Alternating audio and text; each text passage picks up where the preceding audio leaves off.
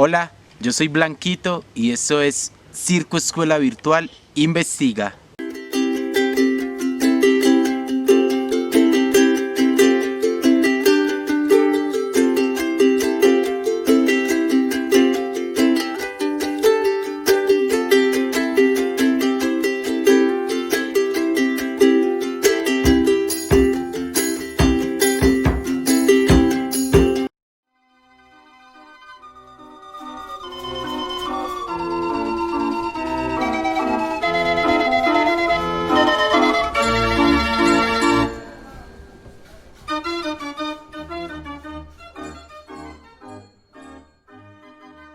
El teatro es tan antiguo como el ser humano.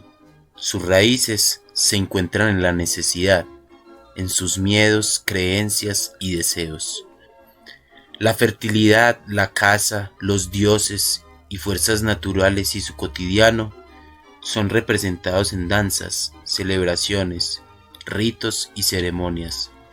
De ahí aparece la pantomima y la imitación. Cuando se afloja la severidad cultural, se produce la burla y como consecuencia de esta, la risa. La comicidad ritual y los personajes cómicos han aparecido en diversas expresiones culturales a lo largo de la historia. Roma, India, Mesoamérica, Filipinas, tenían sus carnavales y personajes que utilizaban la risa como instrumento de transgresión social y espiritual.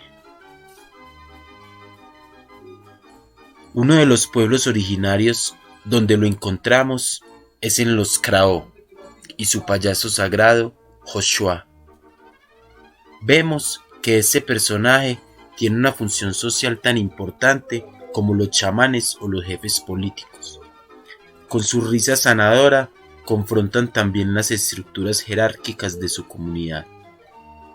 También tenemos los Eyoka de Norteamérica, o como los cómicos mayas que con rituales grotescos invocaban la risa sagrada como puente entre el ser humano y los dioses.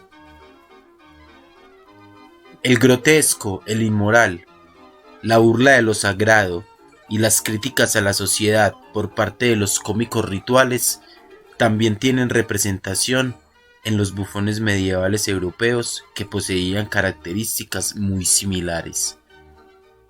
Los personajes bufonescos estaban en la frontera entre la vida y el arte. Los enanos mexicas vivían entre los reyes, así como los enanos y los gigantes del realismo grotesco medieval, que en un contexto feudal eran los únicos con el permiso de burlarse de las jerarquías y perturbar las reglas, provocando risas que niegan y afirman códigos sociales, como el risus pascalis y sus obscenidades en las ceremonias de la Iglesia Católica antes de la época oscurantista, que afectó en gran medida todas estas expresiones culturales.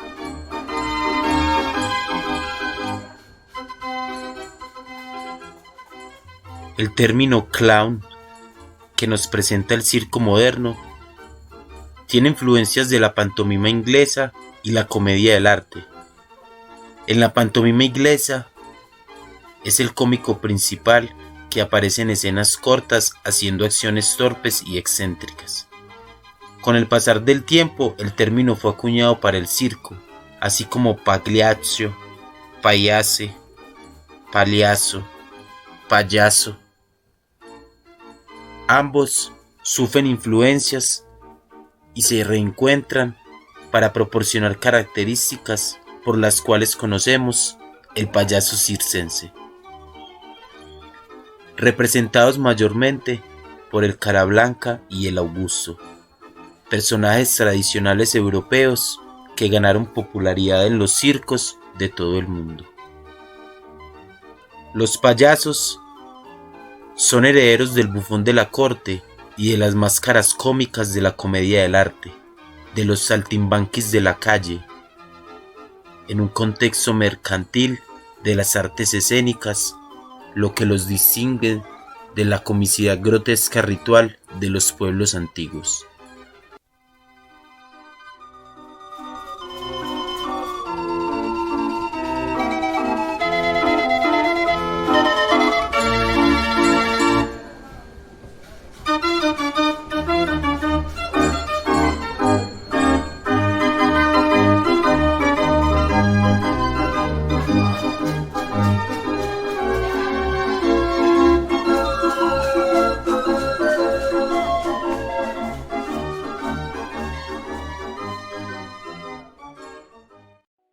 Miremos la cronología de los payasos por el mundo. El clown ha existido desde siempre, incluso antes de recibir el nombre de clown. Es imposible saber quién fue el primer clown de la historia, pero existen elementos que demuestran que su existencia es anterior a nuestra era. 2500 antes de nuestra era. Un clown enano actuaba ya como bufón en la corte del faraón Dad-Keri-Asi durante la quinta dinastía egipcia sobre el año 2500 antes de nuestra era. 1818 antes de nuestra era. Los bufones de la corte han actuado en China desde 1818. A lo largo de la historia, la mayoría de las culturas han tenido clowns. 264 antes de nuestra era. Ya hace cerca de unos 2000 años, en Grecia, los payasos irrumpen en lo que podría ser denominado como el antecedente de las atelanas, tradición seguida por los romanos en las que se presentaba una obra teatral y los payasos aparecían en los intermedios o al final, interpretando una propia versión cómica de la obra. Homero nos habla también de Tersites, que divertía a los guerreros griegos en las retaguardias de las áreas de combate, y Virgilio relata en fiestas del Áger en las que personajes enmascarados o maquillados improvisaban diálogos humorísticos y representaban costumbres populares. 264 a.C., Roma. Dentro de los payasos romanos se hicieron famosos Cícero, que usaba una máscara con cresta de gallo y actuaba como tal, cacaraqueando y batiendo brazos, que llevaba un traje de parchos y un gorro puntiagudo. Filemón fue querido por todos. El emperador obligaba a los cristianos a hacer sacrificios a los dioses, y si éste se negaba, era sentenciado a muerte. Los dos, muy apreciados por el pueblo, fueron ejecutados por declararse cristianos. Roma se caracterizó por su sentido de lo espectacular. Todo era visible: los sacrificios, los desfiles militares, los funerales, los juegos que se llevaban a cabo en coliseos en los que se hacían demostraciones de combates de gladiadores, carreras de caballos, desfiles de animales exóticos, malabaristas, domadores, equilibristas. Desde un comienzo, estos payasos fueron patrocinados por los patricios, gentes adineradas que disfrutaban de los espectáculos ambulantes de bufones, entre los que se contaban algunas mujeres. Cuando el emperador romano se convierte al cristianismo, desaparecen los teatros, y con ellos las famosas atelanas, que también se interpretaban en calles o plazas romanas. Entonces, los payasos se ven obligados a deambular por las plazas y mercados de los diferentes países europeos, convirtiéndose en seres nómadas. 300 antes de nuestra era. En China, se convirtió en un oficio cuando a través de carpas y caravanas formaban parte de la corte de los reyes y del entretenimiento social en el siglo II antes de nuestra era.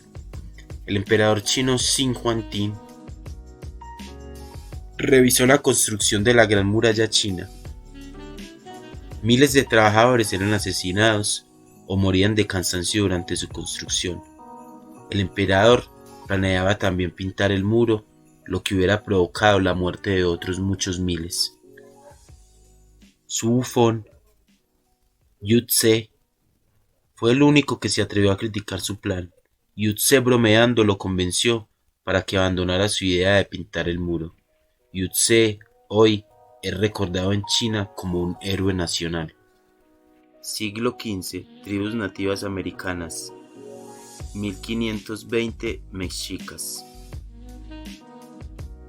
En la corte de Moctezuma tenía una casa con hermosos jardines y miradores, y dentro de esta un cuarto en que tenía hombres y mujeres y niños blancos en el rostro y cuerpo y cabellos y cejas y pestañas. Tenía otra casa donde tenía muchos hombres y mujeres monstruos, en que había enanos corcovados y contrahechos y otros con otras deformidades. Cada persona en la Gran Tenochtitlán tenía un papel fundamental para que éste funcionase. A los enanos y jorobados les concernía el canto y el baile durante la comida del emperador, que era admirador de estas artes. En la tipología sacrificial, por otro lado, los albinos eran ofrecidos al dios Sol durante los eclipses, mientras que enanos y jorobados eran sacrificados tras la muerte de un sacerdote para que éstos les acompañasen y sirviesen en el más allá. Había bufones parecidos a los europeos, clowns enanos y bufones jorobados. Estuvieron entre los tesoros encontrados que trajo a su vuelta el Papa Clemente VII. En las ceremonias que se hacían a Quetzalcóatl habían representaciones teatrales. Los actores representaban enfermos que acudían al templo en busca de la salud y entablaban diálogos que resultaban graciosos por los defectos físicos de los personajes representados. Eyoka. Curanderos conocidos como sonadores del trueno, el payaso, loco, visionario del trueno, inconformista, eran considerados especialistas religiosos. Es sobre todo en las llanuras donde se expuso la inversión y elementos de la sátira.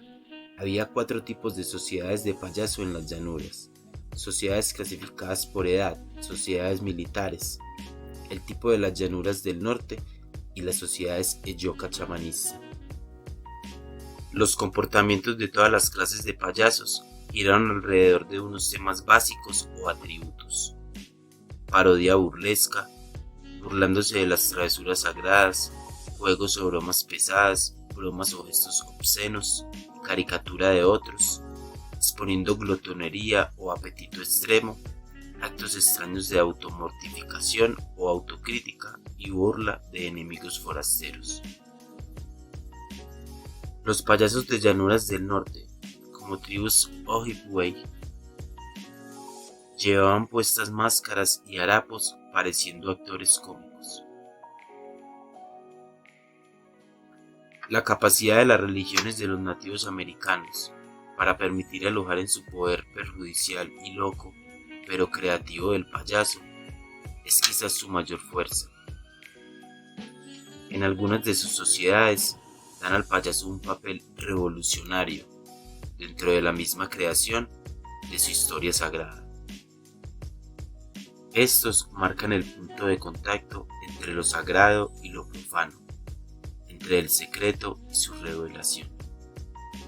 Personifican todo aquello que nos permite ver más allá de lo que nos está permitido ver a simple vista. Joshua, cómico ritual. Fiesta de la batata. El protagonista es el Joshua, cuyo objetivo es revivir y restaurar el universo de comunidad y libertad con los elementos del juego, la fiesta y la risa. En el mes de mayo, cuando se cosecha la batata doce o papa dulce, todos los Joshua se unen en el K, centro de la aldea Krao, y atrás del anciano Joshua se hacen los niños Joshua y imitan el movimiento de la flor de la calabaza. El Joshua es la imitación de las plantas. Cada planta tiene su carácter, su imitación. El Joshua no es chamán, es espíritu de las plantas, de las hojas, de los frutos. Cada uno tiene su manera, su imitación. El Joshua es un gran goloso, puede entrar en su casa y comer toda su carne, y no es molesto, porque el Joshua puede todo, puede entrar en cualquier lugar. Sus juegos hacen parte del cotidiano y de los rituales. Las plantas son animadas y personificadas, lo que traduce una experiencia multisensorial e intercambios de perspectivas entre humanos y plantas.